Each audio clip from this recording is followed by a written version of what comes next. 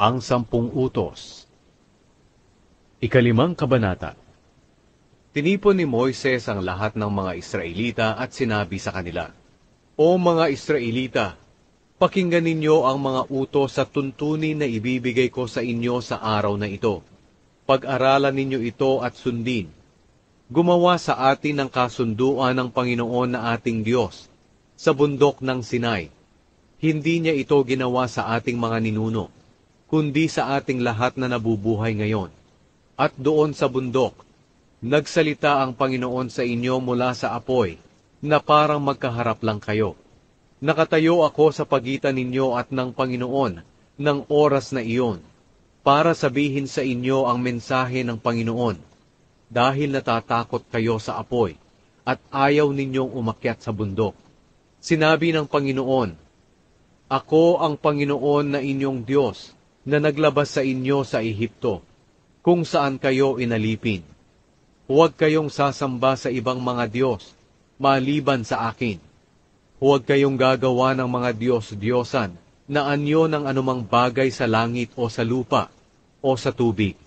Huwag ninyo itong paglilingkuran o sasambahin, dahil ako ang Panginoon na inyong Diyos, ay ayaw na may sinasamba kayong iba. Pinaparusahan ko ang mga nagkakasala sa akin, pati na ang mga anak hanggang sa 3 at 4 na henerasyon ng mga napopuot sa akin. Pero ipinapakita ko ang aking pagmamahal sa napakaraming henerasyon na nagmamahal sa akin at sumusunod sa mga utos ko. Huwag ninyong gagamitin ang pangalan ko sa walang kabuluhan. Ako ang Panginoon na inyong Diyos, ang magpaparusa sa sino mang gagamit ng pangalan ko sa walang kabuluhan. Sundin ninyo ang araw ng pamamahinga, at gawin ninyo itong natatanging araw para sa akin, ang Panginoon na inyong Diyos, ayon sa iniutos ko sa inyo.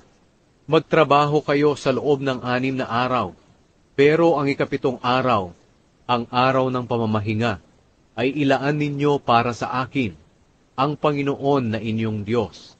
Huwag kayong magtatrabaho sa araw na ito pati ang inyong mga anak, mga alipin, mga baka, mga asno, at iba pang mga hayop, o ang mga dayuhang naninirahang kasama ninyo. Sa ganitong paraan ay makakapagpahinga rin katulad ninyo ang inyong mga alipin. Alalahanin ninyo na mga alipin din kayo noon sa Ehipto, at ako ang Panginoon na inyong Diyos, ang naglabas sa inyo roon sa pamamagitan ng aking dakilang kapangyarihan. Kaya ako ang Panginoon na inyong Diyos ay nag-uutos sa inyo na sundin ninyo ang araw ng pamamahinga.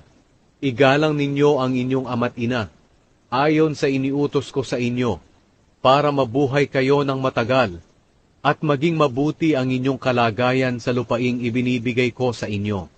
Huwag kayong papatay. Huwag kayong mangangalunya. Huwag kayong magnanakaw. Huwag kayong sasaksi ng hindi totoo laban sa inyong kapwa. Huwag ninyong pagnanasahan ang asawa ng inyong kapwa, o ang kanyang bahay, lupa, mga alipin, mga baka o mga asno, o alinmang pag-aari niya. Iyan ang mga utos ng Panginoon sa inyong lahat na nagtipon sa bundok. Nang nagsalita siya ng malakas mula sa gitna ng apoy na napapalibutan ng makapal na ulap, ibinigay niya ang mga utos na ito at wala nang iba pang sinabi. Isinulat niya ito sa 2 malalapad na bato at ibinigay sa akin.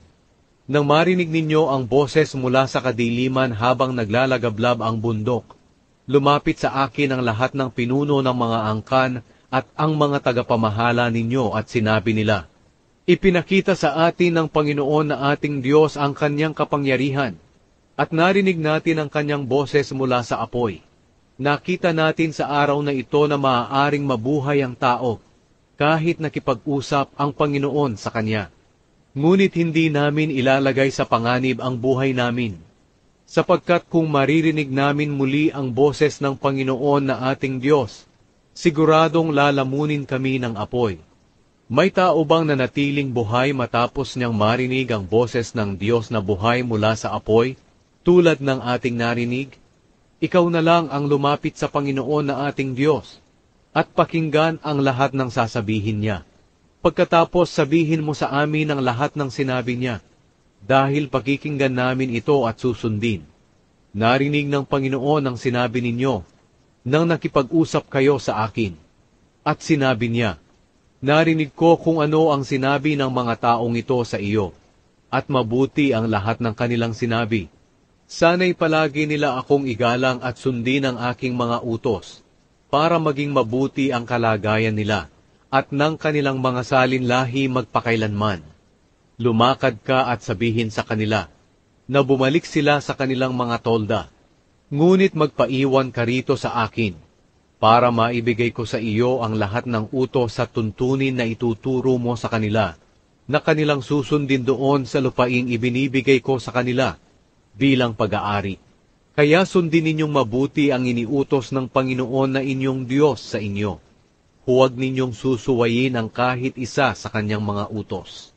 Mamuhay kayo ayon sa iniutos ng Panginoon na inyong Diyos sa inyo, para mabuhay kayo ng matagal at masagana, roon sa lupaing inyong mamanahin.